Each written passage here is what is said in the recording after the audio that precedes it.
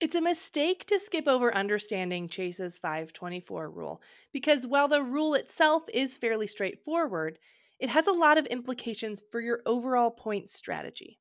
If you don't understand it, you can unwittingly make mistakes that will prevent you from getting some of the very best credit cards for points.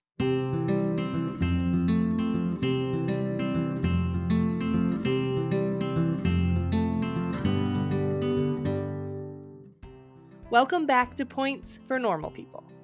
I'm Katie, and I believe that travel isn't just for the rich. That's why I'm here to help you learn the secrets that my family has been using for over a decade. To use everyday expenses and credit card welcome offers to supercharge your points earning.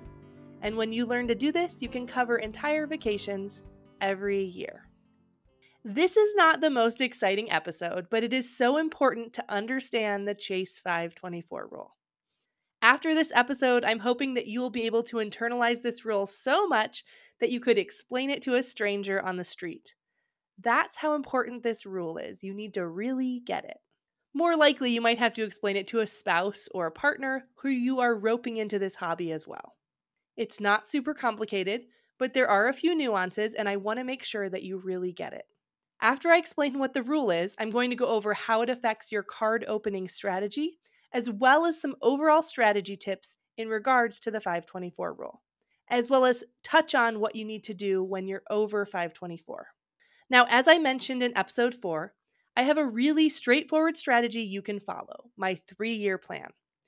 This strategy lays it all out for you for your first 3 years and means that you don't have to create your own strategy. But there are a few things that you need to understand about the Chase 524 rule before you proceed with the 3-year plan beyond the first few cards. So, what is the Chase 524 rule? First, you need to understand that this is an unpublished rule. It first came out in 2015. In fact, due to my age and longevity, not really, I just turned 40. But I have been in the travel point space for a long time. So I remember the days before 524. And when it came out, we had to revamp our strategy to account for it. This happens. Rules change. Banks change the way they do things. As I mentioned in episode 4, people who are into travel points are not the bank's ideal customers. We aren't profitable customers, so banks need to find ways to limit travel points nerds, and they will continue to do this. But if there's one thing I've learned in all of this time being involved in this hobby, it's that there's always a way. There's always going to be a deal, and there's always going to be another way to get one. So Chase's 524 is a guiding principle that Chase has as a bank for when someone has too many new credit cards and they don't want to give them any more. It's written out as 5/24. In this number, the 5 is referring to the number of credit cards that you have opened, and the 24 is a time period in months. So in this case, 5/24 means 5 new credit card accounts in the past 24 months. It's written as 524 because those are the specific numbers that guide Chase's rule. Chase will rarely approve you for a credit card if you have opened 5 or more credit cards in the past 24 months. This doesn't refer to the total number of credit cards that you have opened. It doesn't refer to the number of applications. It is the number of new credit card accounts in the past 24 months. People use this shorthand in other ways as well. So you may see a reference in a blog post that you're reading that a different bank has a 1/6 rule. So in that case, this refers to one card in the past 6 months. People also use this same terminology to describe how many cards they have opened in a given time period. This is most often in comment sections where people are sharing data points. If I say I'm 1/24, that means I have opened one new credit card in the past 24 months. If people have opened a lot of credit cards, you might see them say that they are LOL/24, which means that they have opened way more than they care to count. Let's talk first about how you figure out what your score is. You need to know your own score so you can keep track of it. My 3-year plan assumes you're coming in at 0/24, which is not likely the case for most people. While there are some programs that can help you automate this, I'm going to recommend that this first time you manually count it yourself. You're going to go to annualfreecreditreport.com and get a free copy of your credit report. You are going to count up every new credit card account for the past 24 months. While you're at it, you should look at every account on there to make sure it's familiar. Anything that's appearing as a credit card account with an open date in the past 24 months counts. I suggest writing down the account and the date you opened it, whatever appears on your credit report. Make a note of these because you'll want to know when these accounts fall off your 524 count. This includes bank credit cards from all banks. This isn't just Chase cards. This is any credit card from any bank. This includes charge cards, like if you have an Amex Gold card. This includes store credit cards. If you were at Kohl's and they offered you a 30% code if you applied for a new credit card, that counts. After the 524 rule came out, it really squashed my ability to get those discounts at the register. If the card is listed on your credit report because you're an authorized user, it counts. Add it to your score and count it. There is a nuance with authorized users I will go into in a minute. All of this includes cards that are now closed but were opened in the past 24 months. So don't forget to check the closed accounts as well. Student loans, mortgages, car loans, those do not count. You need to get your score and understand when different card accounts will fall off. By fall off, I mean when it gets to the point where those cards have now been on your report for more than 24 months, they won't count anymore. Technically speaking, a card falls off on the first of the month that follows whenever the 24 months are up. So let me explain that for a minute. If you got a card on March 15th, 2020, in 2 years that would fall off in 2024. But it doesn't seem to fall off on March 15th, 2024, exactly 2 years after. It seems to fall off on April 1st, 2024. As best we can understand it, when the Chase computer algorithm looks at your credit card application, it scans your credit card report, and this is what it is doing. It is adding up how many new card accounts you have in the past 24 months. If that number is 5 or more, you are very likely to get rejected. There are naturally a few nuances here. Nuances are fun, right? Because they're a little bit like loopholes. First nuance I want to discuss on this is the authorized user nuance. If you are an authorized user on somebody's card, it technically doesn't add to your 524 score. But the Chase computer algorithm is kind of dumb, and if you apply for a card, it runs through and adds up all of your new accounts, whether you are the authorized user or the primary user. If you have only one card where you are the primary user, and if you had 4 cards where you are the authorized user, the computer will deny you. It thinks that you're at 524. At this point, you can call in and make your case that 4 of these are not really your accounts. You are only an authorized user. Now, if you're right at 524 with all of those accounts, the customer service rep at the reconsideration department may be able to look into it and approve you anyway. They can do this manually. But they typically seem to only subtract one authorized user account from your count. If you have a lot of accounts on your credit report, or even 1 to 2, where you are an authorized user, don't panic. You can get these removed. When the 524 rule came out, we had to go and do this because we always used to put each other as authorized users on all of our cards. Now, the process for getting an authorized user account removed from a credit report can vary a little bit by bank, but I will give you a quick overview here and link some more resources in the show notes on how you can do this. There are 2 parts to removing an authorized user account from a credit report. And just so you know, it can take a few months for it to fully come off. You'll have to cancel the authorized user card, and then you will have to get that account removed from the credit report entirely. If you just cancel the authorized user account, it may stay on the credit report as a closed account. That would still add to your 524 count, so we really don't want to do that. Sometimes you can do this all at once. For some banks, the starting point would be to call or send a secure message and ask that the authorized user account be closed. And then at the same conversation, ask them to remove this account from the authorized user's credit report. If that doesn't work, what we were able to do multiple times was dispute the account directly with a credit bureau. There's some of those disputes that you can do directly in Credit Karma and some that you can do with Experian. For TransUnion and Equifax, you can do those disputes with Credit Karma, and with Experian, you can do it directly on their website. It'll give you a drop-down of why you're disputing that account. I think I used the option of something like, I'm not financially responsible for this account. After we went through the process of disputing them, we saw that within a few months that these had been removed from all 3 credit bureaus.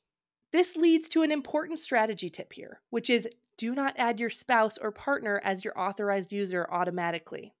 Do not add them automatically because that's messing up their 524 status. Going forward, I recommend that you only add authorized users to your credit cards if you have a very specific reason. So that's the authorized user nuance. It sort of counts, but it's just easier to not add them when possible, because it's going to help you avoid some phone calls to Chase. The next nuance on your 524 count is business credit cards. A fun fact about business cards is that most of them don't actually show up as an account on your credit report. So while the Chase computer is scanning your credit report to calculate your 524 score, it only counts accounts that it sees on your credit report. If you've gotten a business card and it doesn't appear on your credit report, it doesn't count. Guess what bank has a whole bunch of business cards I love that don't get put on your credit report? Chase. This is a little bit counterintuitive because Chase's system has to know that you have those cards. But because they aren't listed as accounts on your credit report, the Chase computer that's evaluating your application doesn't count them when you go to apply for a card. And so those Chase business cards don't actually add to your 524 count. Amex, Citi, and Barclay all have business cards that likewise don't get reported to your personal credit report. So none of those count either. But again, to find your 524 score, the most foolproof way is to get your credit report and go through all of the cards that appear that you have opened newly in the past 24 months. Cards that you have had for more than 24 months don't count. But be sure you count any closed accounts, so cards that you opened within the past 24 months but have since been closed. As you move forward, you're going to want to keep tabs on where you're at with your Chase 524 status. In my 3-year plan, I have it mapped out so that you stay under Chase 524 that whole time, and both people in that strategy will stay under 524. So in the 3-year plan, I've done some of that work for you. You might be starting at a different point though. You might be starting and you're already at 324. I don't know where you're starting, but you want to really keep tabs on that. Now, there are some exceptions. Occasionally, we'll see data points come up where some cards seem to be approving applications for people above 524. But generally speaking, this is true for pretty much all Chase cards at this point. So I'll say it again because I want you to understand it so that you can teach a random person on the street if you need to. If you have 5 or more new cards in the past 24 months from any bank, you are most likely going to be denied by Chase. So how can you balance opening plenty of cards and taking this 524 rule into account? Again, my 3-year plan takes this into account for you and balances it so you don't have to do the mental gymnastics. But I want to give you a little behind the scenes on some of my guiding principles and strategy tips because as you move forward, you'll want to be creating your own strategy as well. The first strategy tip is opening business cards, not just from Chase, but from other banks too. I talked a little bit about this in episode 3 in regards to credit score. Business cards have a smaller impact on your credit score, and that's one reason to get them. They also typically don't impact your Chase 524 count, and that's another really good reason to get them. So if we can, we always open a business version of a card over the personal version. So if we want some Wyndham points, we're going to open the Wyndham business card instead of the personal card. If we want American Airlines miles, we're going to prioritize opening the business version before we open the personal version. Business cards are no-brainers for me. I can open them, and I know that they're not going to impact my Chase 524 account. Now, you might be thinking you don't qualify for business cards, but you actually don't need an LLC or a brick and mortar business to qualify.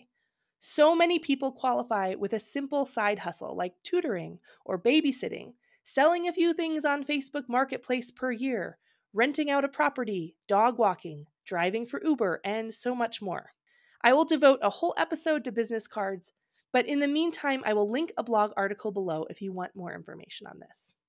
I actually think the benefits of opening business cards are so great that I'd recommend starting a super simple business, like selling a few things a year from your house on Facebook Marketplace, so that you can be able to get the benefits of business cards with points. Again, more on that in future episodes, but that's a big strategy component with staying under 524. Open business cards when possible. Next, you want to be very strategic in picking your personal cards you're opening because they are adding to your 524 count. There are reasons that you might want to open personal cards from other banks when you're under 524, even knowing it will add to your 524 count. In fact, the second card I recommend in my 3-year plan is a Capital One Venture X card. That's not a Chase card. It's not a business card. And yes, it is going to add to your Chase 524 score. But even though Capital One doesn't have a clear rule like Chase 524, they are kind of finicky about card approvals, and that's one of the reasons that I recommend that one early on. Are you giving up a 524 slot? Yes, but I think that that's okay because I think that it's a really valuable card for the perks. If a personal card pops up that really serves a purpose for you, I think that that's worth adding to your 524 count. If it's just a good limited time offer, but you don't really have a clear plan of how you'd use those points, I'd probably pass. Overall, here is how we manage the Chase 524 rule in our household. First, we prioritize business cards like I mentioned. But we also take turns going over 524. This gives us more freedom to feel like we can have one of us opening cards from banks besides Chase, so we don't feel like we're limiting ourselves. This is probably more relevant as a strategy tip as you get deeper into points. Your first few years, really, you can just follow my 3-year plan. But in our case, we each already have over 10 Chase cards each. So we are very particular about opening new ones because we don't want to draw too much attention to our accounts. So I might open a few Chase cards and then move on to other banks. If I hit 524, I might even apply for a few credit cards on the same day that have lower minimum spend requirements. I would continue on applying for cards as we can meet the spend. But in the meantime, my husband would have stopped applying for cards. He would be pausing to wait until he was back under 524. Once he's under 524, he can start applying for Chase cards again. At that point, I'd probably stop with my applications and start waiting to get under 524 again. When Micah gets to 524, he'd switch over to other banks like I had at first. And then we're just kind of flip-flopping who's under 524. So that's a strategy that can work if you're trying to eventually dip your hands in all these little pots and be able to get cards from a lot of banks. And of course, while we're stopped and waiting to get under 524, we could be opening business cards from banks that aren't Chase. So the 524 rule requires understanding and strategy, but it's really possible to work with it. Your action step for today is to figure out where you stand with Chase's 524 rule. I want you to go and figure out what your Chase 524 count is. In a few episodes, I'm going to be talking about some time-saving tools. And while there are different apps that you can use to track your 524 score, for this first time, I think it's really important to do it yourself with your credit report to make sure you're not missing or forgetting anything. Again, you can access it at annualcreditreport.com. Once you get your credit report, you're going to look at all of the accounts that you have on there. Pay close attention to when they were open, pay close attention to if you're an authorized user on an account or not, and add it all up to get your score. A secondary action step here is that if you find that you are an authorized user on a lot of accounts in the past 24 months, I recommend you start the process of taking those off your credit report. This process can take a few months, so you should get started doing it. I was so happy to spend this time with you today, and I can't wait to see you next time where we will continue unlocking the secrets of travel points.